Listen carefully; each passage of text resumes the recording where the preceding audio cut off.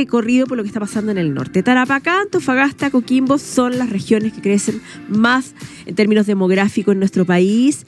Eso sí, tomamos las cifras del último censo de 2017. A eso habría que añadir, por supuesto, que no está totalmente medido la cifra de los inmigrantes, ¿no es cierto? Que es importante, es la información nada más que podemos ir chequeando todos los días, que ahí hay un tema muy, muy, muy delicado, que presiona no solamente las fronteras, sino que también esos centros urbanos. Y por supuesto que ese crecimiento no es homogéneo, son algunas comunas de ciertas ciudades las que crecen especialmente, pero en los 3 casos que acabo de citar, por supuesto también la actividad minera es un imán que genera ese crecimiento y como consecuencia, ¿no es cierto?, ciudades más presionadas en su servicio, más presionadas en sus espacios públicos. Hay un deterioro y también hay unas condiciones de seguridad que son especialmente sensibles. Pero ante todo eso, o tan relevante como eso para la calidad de vida diaria de esos ciudadanos, está el acceso al agua. El acceso al agua no solamente para el consumo humano, sino para poder inyectar infraestructura urbana, parques, sombras. Recordemos también que aquí hay un tema con las temperaturas, con las altas temperaturas que afectan a estas ciudades, y ese estrés hídrico profundiza el problema. Ciudades del norte, el problema del agua, el tema de hoy de la columna de la arquitecta Carolyn Iribarne, socia de Atisba que ha estado ahí en terreno, que nos trae novedades. Carolyn, ¿cómo estás? Hola Rita, muy bien, ¿y tú? Muy bien, Carolyn. Interesante que ustedes estén en terreno. Me refiero a la Oficina de Urbanismo Atisba, Carolyn. Y partamos por esta consideración de las 3 regiones que más crecen a nivel de población en Chile, ¿no es cierto? Tarapacá, Antofagasta, Coquimbo.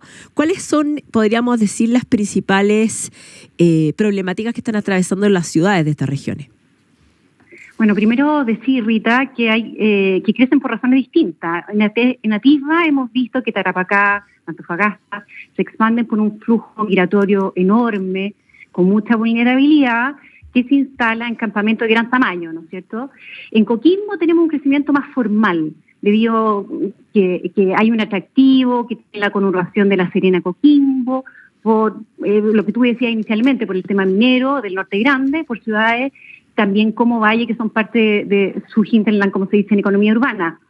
Pero la migración acentuó el problema, como tú decías, en la introducción de la escasez hídrica, y miles de familias se abastecen con camiones aljibe y carecen de servicios sanitarios. Y nosotros tuvimos en enero y ahora, dentro de este mes, en el norte, Iquique y Antofagasta. Y bueno, además de todo esto, el impacto de problemas de seguridad, ¿no es cierto? Se ha acentuado y se ve, se percibe el problema histórico de la falta del agua. Por tanto, las áreas verdes que mejoran la calidad de vida son muy, muy escasas. Y para pensar la recuperación de una ciudad, ¿no es cierto?, de una manera integral, lo que primero es el primer paso debiera ser, ¿no es cierto?, mejorar la calidad de vida, inyectando espacios públicos, áreas verdes, la limpieza de estos propios espacios públicos. Sí, ahí es interesante el punto que pones, que es el agua, porque claro, siempre se habla de seguridad, se habla por supuesto de las carpas con estas viviendas, ¿no es cierto?, no viviendas, corrijo, pero las personas habitando en el espacio público informalmente, se habla del comercio informal, se habla del deterioro del espacio público, pero desde el urbanismo, ¿qué rol le cabe el agua? Es una pregunta que se hace poco, y ahí te hago la pregunta a ti, es decir, claro, ¿cómo se mejora el espacio público o cuál es la relación entre el mejoramiento del espacio público y el agua? Mira, el agua es de alto costo. Entonces, lo que vemos es que básicamente es un lujo, que en la ciudad se marca mucho, ¿no es cierto? La zona de alto ingreso, tú puedes encontrar casas con jardines o sectores con más parques. Entonces, es importante entender que la falta de agua acentúa la segregación y las inequidades por ingreso en la ciudad. Entonces, en estas ciudades del norte, que se nota mucho más, ¿no es cierto?, que las de nuestra zona centro-sur, se han hecho inversiones para desalinizar, ¿no es cierto?, agua, pero sigue siendo cara. Y si tú tienes una agua cara y tienes poca, lo más probable es que tú vas a utilizar esa agua en los espacios públicos, ¿no es cierto?, que son la base económica, que sustenta la base económica como el turismo, ¿no es cierto? Por lo tanto, en estas ciudades del norte, nosotros podemos encontrar que las administraciones municipales invierten en los bordes donde están las costaneras, digamos, muy focalizadamente, pero la población no tiene espacios de buena calidad, ¿no es cierto?, espacios públicos de buena calidad, y se refugian en espacios de consumo como es el mall, ¿no es cierto?, porque puedes encontrar sombra, aire fresco, etcétera. Perfecto. Ustedes estuvieron hace poco, las últimas semanas, en Iquique y en Antofagasta. Ahí hay una situación específica del agua que pudieses contarnos y que está impactando en el espacio público. Mira, ellos tienen la fuente, tienen garantizado, ¿no es cierto?, la fuente de agua, ¿no es cierto?, como en Puerto Almonte, en el caso de Iquique, Antofagasta también tiene desalinizadora, no se van a quedar sin agua, ¿ya? Pero lo que para mejorar la calidad de vida necesitamos más agua. Entonces empieza a haber una discusión que en Chile la hemos tenido muy enfocada en el tema del agua y la agricultura, ¿no es cierto?, que compite con localidades rurales. Pero básicamente la discusión, la pelea del agua es entre la agricultura, ¿no es cierto?, que en el fondo se consume mucho, la industria consume mucha agua. Pero en el tema urbano la discusión está muy inminente, muy inicial, digamos, en el agua que necesitamos, cuál es nuestra demanda, no está medida, cuál es la demanda que necesita una ciudad, en el fondo, para lograr una buena calidad de vida. Entonces, en el norte, efectivamente, tienen agua, pero toda la zona de campamento están todos abastecidos con camiones de aljibe. Estamos conversando esta tarde con Carolina Iribarne, columnista de Plaza Pauta, arquitecta, socia de ATISBA, sobre las ciudades del norte, su relación con el agua y el deterioro también del espacio público como una variable a considerar, poco conversada, porque tú lo decías, se suele hablar del agua, por supuesto, la urgencia es el consumo humano, por supuesto el abastecimiento alimentario, ¿no es cierto?, ligado a la agricultura, pero el uso del agua para poder desarrollar los espacios públicos o un plan urbano, ¿no es cierto?, que no solamente sea acogedor con los ciudadanos, sino que también genere un desarrollo económico relevante. Una ciudad que se va deteriorando es una ciudad que ofrece menos oportunidades de desarrollo económico, por lo tanto también ahí el agua es fundamental. Y hablabas de la desalinización del agua, ¿no es cierto?, que si miramos hacia afuera, el caso más emblemático es el de Israel, se habla del milagro israelí. Tú me entregabas fuera de micrófono cifras que son bien importantes, entre ellas el 70% del agua de consumo humano en Israel viene de la desalinización. ¿Qué podemos decir de este milagro israelí, Carolina Iribarne? Oye, sí, realmente son los primero en la línea a nivel mundial, digamos, de reciclaje y desalinización de agua. Entonces, Israel se emplaza, para el auditorio en un desierto, en condiciones climáticas tan desfavorables como las de nuestro norte, pero hay una mentalidad distinta para resolver el problema. Básicamente porque ellos no tenían agua anteriormente y entonces han tenido que tener una política de una mirada larga, no sé, como decía el presidente Lagos, y una visión estratégica orientada a las soluciones más que a los lamentos. Entonces, en los 50 construyen una carretera hídrica, ¿no es cierto?, que transporta, le llaman el transportador nacional de agua, para sacar agua dulce del mar de Galilea, ¿no es cierto?, y trasladarlo a los centros urbanos y también a las áreas agrícola. En los 60 inventan el riego por goteo, ¿no es cierto?, que fue una tecnología que se aplica ahora en todo el mundo, y lo que lo llevó a expandir, ¿no es cierto?, todas sus superficies cultivadas, etcétera, y mantener mejor las ciudades, los espacios públicos.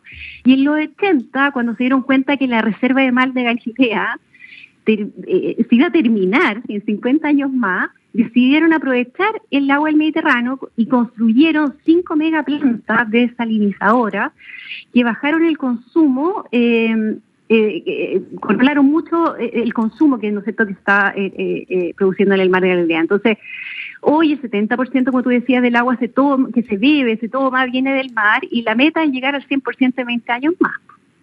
Y considerando que nosotros tenemos 8.000 kilómetros de costa de norte a sur, la verdad es que, claro, ahí hay una oportunidad. Me imagino que la inyección económica no es fácil de realizar, pero hay pocas alternativas, especialmente porque, claro, ahora también se habla, ¿no es cierto?, de que el norte está avanzando hacia la zona central dramática y progresivamente, justamente por las consecuencias del cambio climático. Lo vemos con el estrés hídrico que tenemos en nuestra zona central y hacia el sur, ¿no es cierto? Ahora, el trabajo de aguas residuales también es fundamental. Se habla, bueno, en todas las bienales de arquitectura y urbanismo, en todo proyecto que sea sustentable, se habla del trabajo de aguas residuales. ¿Qué ha hecho Israel en esto? Bueno, dentro de su estrategia, ¿no es cierto?, integral para el manejo de aguas, han creado un sistema de reciclaje de aguas grises, ducha, no sé, lavaplatos, que van a los cultivos y aprovechan, tiene una cifra altísima, un 87% de reciclaje de las aguas grises, ¿no es cierto? Es la cifra más alta que existe a nivel mundial. Entonces, junto con ello con este reciclaje, construyeron 230 embalses y todas estas aguas son tratadas y se destinan a áreas verdes y parques, ¿ya? Entonces, la verdad que hay una estrategia como continua y de reciclaje y las bombeas según la demanda. Entonces, los israelitas tienen parques urbanos en sus ciudades más importantes. Por ejemplo, en Tel Aviv hay un parque como de 9 hectáreas, hermoso, ¿no es cierto?, con una costanera verde, con playas artificiales. Entonces, han creado un oasis, una enorme zona agrícola. Y sabes que lo otro es que tienen un monitoreo, escáner para detectar todas las filtraciones y fugas. O sea, por ejemplo, en la red de quizás más de gestión, ¿no es cierto?, pero de reciclaje, pero ellos tienen menos de un 10% de pérdida en su red. En cambio, por ejemplo, en el caso de Maipú, de Santiago, hay un 30% de pérdida, ¿no es cierto?, por fisura en las redes. Entonces, hay todo un trabajo, hay todo un monitoreo en que cada gota importa. Cada gota importa totalmente. Ahora, todas estas acciones son acciones, o toda esta infraestructura es una infraestructura privada, es una infraestructura privada estatal. ¿Cómo se combina eso? Te lo pregunto porque entiendo que tienen este centro para las ciudades sensibles al agua, que es una instancia estatal, no es un ministerio, pero sí es un gran organismo, ¿no es cierto?, estatal. Entonces, la primera pregunta es, ¿todas estas iniciativas corresponden a qué sector, digamos? Mira, desde los 50 ellos tienen una autoridad nacional de agua, ¿ya? Entonces que centraliza las decisiones relevantes de planificación, grandes obras, pero tienen un foco, ¿no es cierto?, en un trabajo público-privado. Entonces hay mucha inversión privada y de ahí las autoridades desprenden una serie de acciones que van concertando inversión, investigación, innovación, que ellos en el fondo casi que son cada año hay como ferias de innovación y que están haciendo los israelitas con el tema del agua. Entonces, básicamente este centro también para las ciudades sensibles al agua, tú comentabas, son centros de innovación para recolectar las aguas, lluvias, tienen proyectos súper innovadores, por ejemplo, como unos ductos que atraviesan como un tercio de la ciudad y los llevan a zonas de parque, acumulan esa agua se trata, porque generalmente las aguas que están sobre los pavimentos, ¿no es cierto?, vienen como contaminadas, se tratan con partículas, con biofiltración, y se ocupan en los espacios públicos. Entonces tienen mucha innovación y es muy interesante. Impresionante este milagro israelí en el pleno desierto, generar ciudad, generar verde y generar además una agricultura. O sea, esos tres ámbitos. Pero también lo que más me llama la atención es la mirada a largo plazo, que eso pareciera faltar, ¿no es cierto?, en Chile, o no pareciera, sino que quizás estamos ya siendo víctimas, ¿no es cierto?, de esa falta de mirada a largo plazo. Porque vuelve a un punto que tú mencionabas, Carolina Ibarne, Estamos conversando con Carolina Iribarne, columnista de Plaza Pauta, arquitecta, socia de Atisba, sobre el agua como factor de desarrollo urbano en las ciudades del norte. Atisba está haciendo una investigación en terreno sobre eso y, por supuesto, la calidad de vida por otros factores, ¿no es cierto?, en las ciudades del norte. Y da la impresión, retrocedo a tus palabras, ¿no es cierto?, de que la discusión, claro, se focaliza en el problema del agua, por supuesto, ligado a los derechos de agua, al consumo humano, la agricultura, ¿no es cierto?, la emergencia que diariamente viven las personas que no tienen acceso a ni una gota de agua o que dependen totalmente de camiones de aljibes que lleguen a sus zonas, a comunas completas incluso que están siendo suministradas con camiones de aljibes. Pero la pregunta es si Chile en algún tipo de instancia ministerial tiene una visión respecto del agua que esté relacionada con la planificación urbana.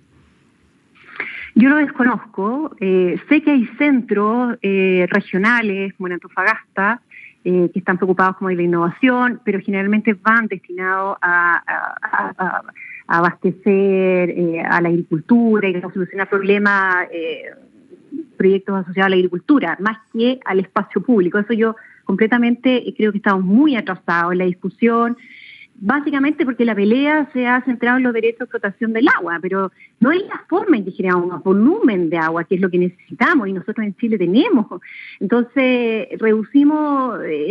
tenemos que reducir esa pérdida y cómo llegamos a bajo costo para poder masificar ese beneficio del agua e inversión en áreas verdes, en forestación, en cultivo. Entonces, Israel está una condición mucho más desfavorable hace 50 años que nosotros, pero no se centró en la pelea, te fijas, se orientó en la solución del problema, con una mirada de largo plazo, mucho más tecnología e innovación aplicada, y creo que eso es lo que estamos fallando, es que no estamos pensando en la solución, y muchos que lo piensan quedan ahí, y hay que relevar toda esa iniciativa. Totalmente. Gracias, Carolina Iribarne, por esta conversación de día viernes, por traernos parte de lo que está pasando en el norte con esta investigación que está realizando Atisba en terreno y que, por supuesto, ya los datos duros, concretos, los vamos a ir aquí difundiendo en la 100.5 FM en Radio Pauta a través de tu participación. Gracias, Carolina.